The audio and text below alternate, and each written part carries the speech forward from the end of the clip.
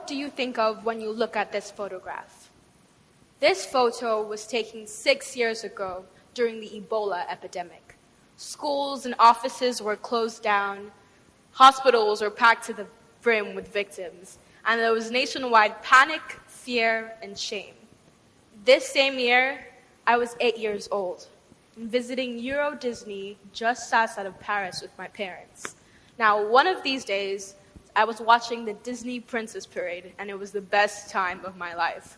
I saw all my favorite characters, and we were singing and dancing together. I heard so much music and was having the best time ever. But what once started off as a lively performance was suddenly over, and I could not find my parents anywhere.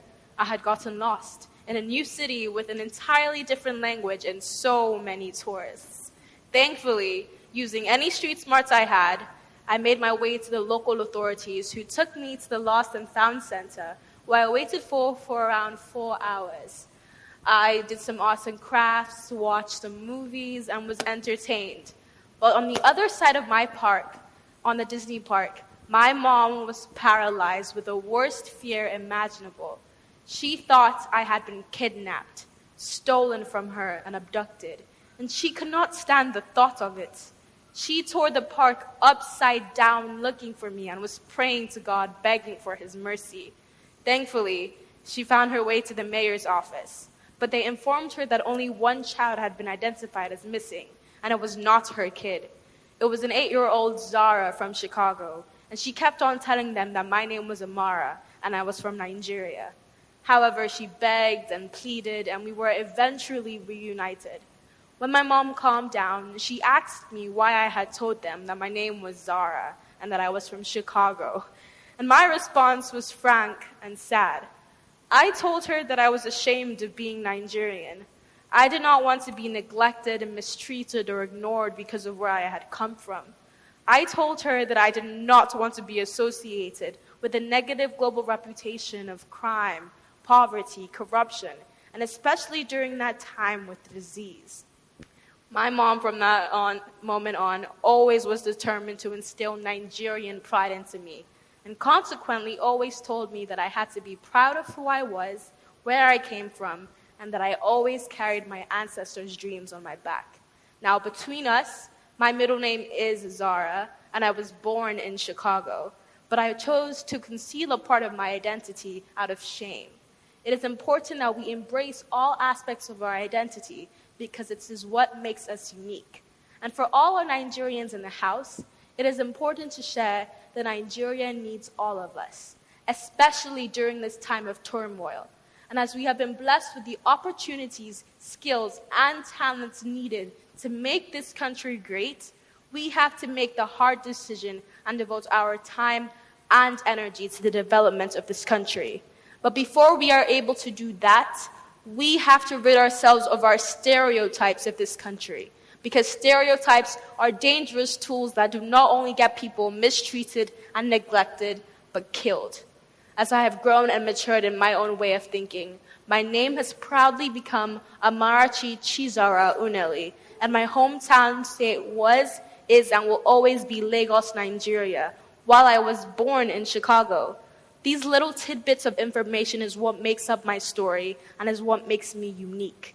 I am here to share with all of you how and why we must embrace all aspects of our identity, rid ourselves of our stereotypes, and go beyond our borders. And as young people, there are 3 ways we can do that. Firstly, research and pour yourself into opportunities that allow you to learn about different countries, cultures, and groups of people. Learning and understanding where people come from, what they've been through, and where they're going makes it easier to appreciate our differences while enriching our way of thinking. Use your resources like watching documentaries and films, reading books and newspaper reports, and even watching TED Talks, even if they're from kids. Secondly, travel.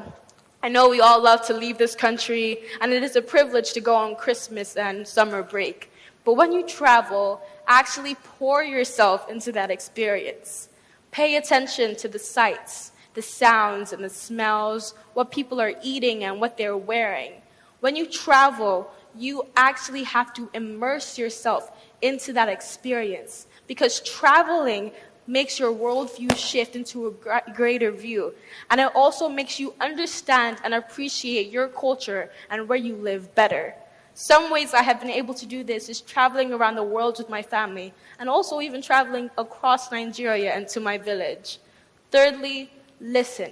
And when you listen, listen without predetermined judgments, and listen to understand instead of respond. This simple act of observing and submission helps us approach different situations with a different mindset. It removes our bias and discriminatory stereotypes and helps us realize that sometimes our views may actually be flawed.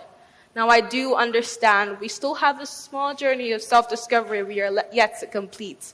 But before we are able to grow, we have to first realize that the world and everyone is different. And it is this that makes the world so diverse and unique.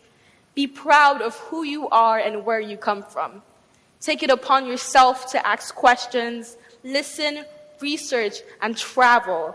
Embrace the uncomfortability of new thought patterns and experiences, while still understanding that there's a whole world for you to explore.